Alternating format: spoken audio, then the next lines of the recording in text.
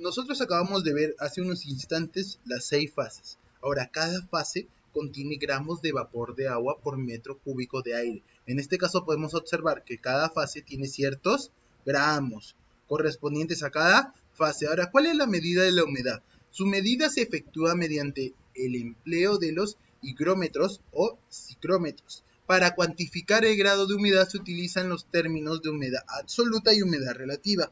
¿Qué es una humedad absoluta? La humedad absoluta se define como el paso expresado en gramos de vapor de agua que se encuentra contenido en metro cúbico en el aire. Ahora, el metro cúbico se expresa gramo/metro cúbico en un instante determinado. Muy rara vez se usa en manera meteorológica. Ahora, continuamos con probablemente la expresión relativa. La expresión relativa se define como la relación expresada en porcentajes entre la cantidad de vapor de agua que tiene el aire y si estuviera saturado, como acabamos de ver los diferentes porcentajes de cada fase. Continuamos con los efectos de la humedad sobre organismos. Aquí hay algo muy importante. Vamos a resumir todo esto en simples cuatro cosas. Número 1. El factor de la humedad influye en los animales y plantas. ¿Por qué? Porque dado un 70% de la materia viva es agua. ¿Esto qué quiere decir? Que los organismos que viven sobre los ambientes terrestres presentan importantes adaptaciones para evitar su pérdida.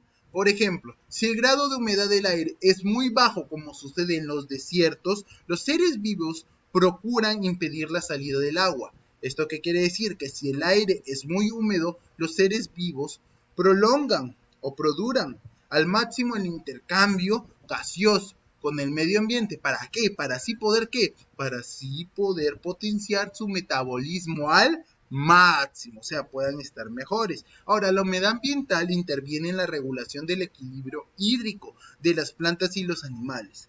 Ahora, otra cosita muy importante, que en la relación de la humedad ambiental, los organismos vivos se clasifican en estenogídricos y eurigídricos. Ahora, ¿cuál es el primero? Son aquellos que soportan límites estrechos entre la variación de la humedad atmosférica. ¿Esto qué quiere decir? Que no toleran cambios bruscos de humedad. Por ejemplo, tenemos aquí los anfibios, las babosas. Ahora, el segundo son aquellos que sí pueden soportar grandes cambios de variaciones de humedad. Por ejemplo, tenemos los insectos, las aves, los mamíferos, los reptiles. Ahora continuamos con las nubes.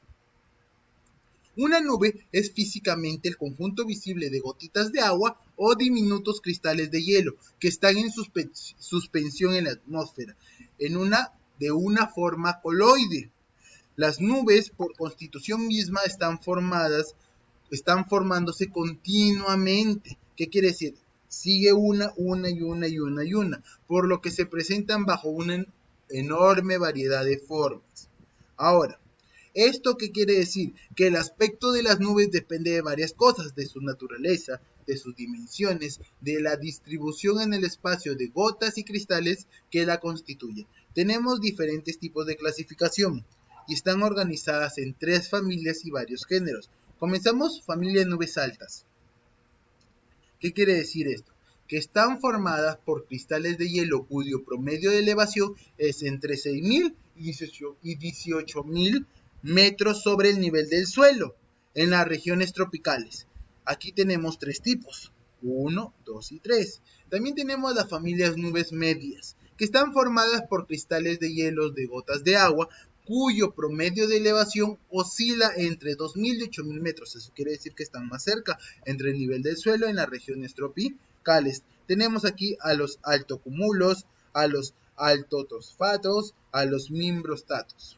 Continuamos con el último tipo de nube. Tenemos las familias de nubes bajas. Estas se presentan bajo el nivel del suelo hasta 2.000 metros entre las regiones que comprenden los géneros estratocumulos, estratos, cúmulos y cumulonimbos. Todas las nubes se forman a nivel de la troposfera. Muy importante, todas están en la troposfera. Continuamos con la precipitación. ¿Cuál es la definición exacta de precipitación? Se define como el fenómeno de la caída de agua de las nubes en forma líquida o sólida, la cual es procedida por el proceso de condensación o sublimación de ambos y está asociada prioritariamente o primariamente con las corrientes convectivas del aire. O también podemos decir que es un fenómeno por el cual las aguas atmosféricas retornan a la superficie terrestre en forma de lluvia, nieve, granizo, etc. Ahora, ¿cuál es la importancia de la precipitación? Si las precipitaciones no son extremas, producen bienestar de la población. ¿Por qué? Porque humedecen los suelos y prospera la agricultura, aseguran el abastecimiento de agua en las ciudades y forman ríos que generan electricidad. Si no hay lluvias, se tienen las sequías que alimentan las migraciones, vale la aclaración. Tenemos aquí también el aire.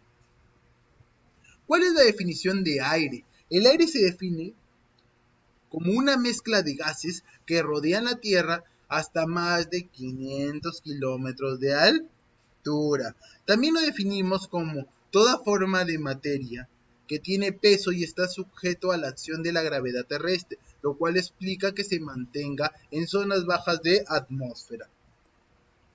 ¿Cuáles son las características del aire? Esto es muy importante.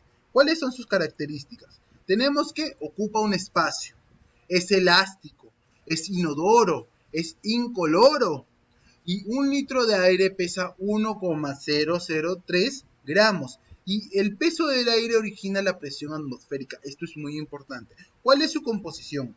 Los principales constituyentes del aire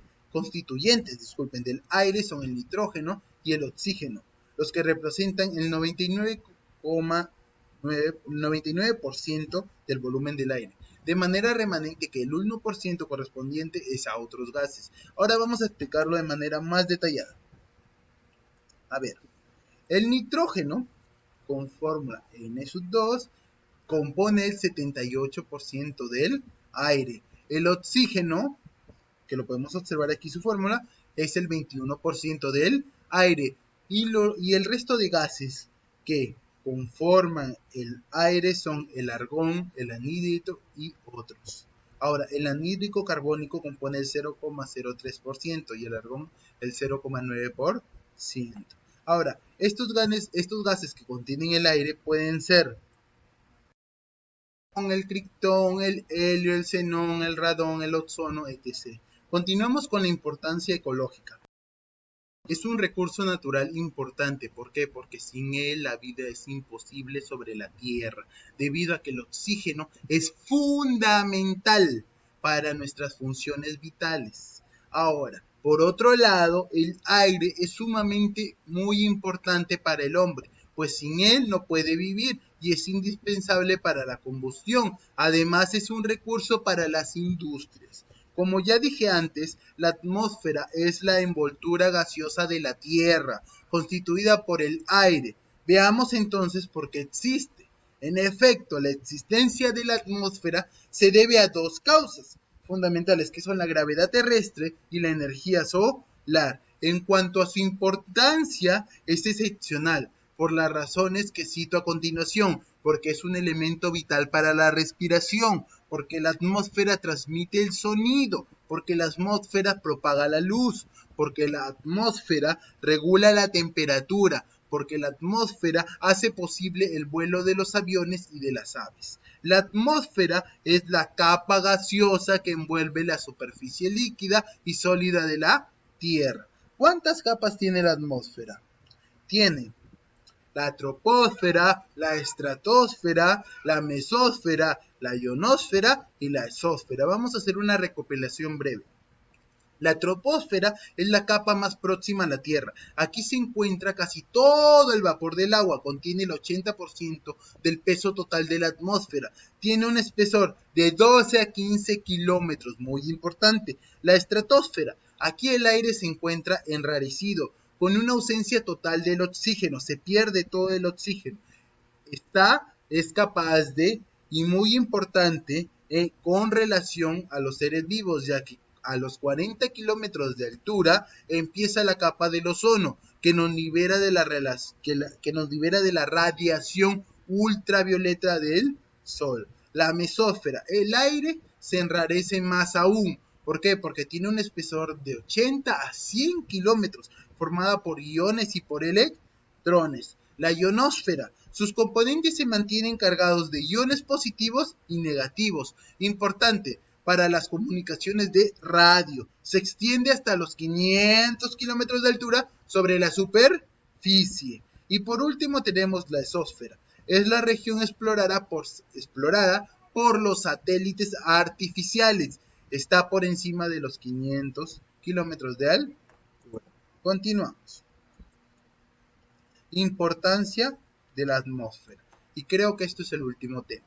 Es un elemento vital para la respiración. La atmósfera transmite el sonido, la luz y regula nuestra temperatura. Hace posible el vuelo de los aviones y de las aves. Protege a los seres vivos de los rayos ultravioletas, dejando pasar solamente lo necesario.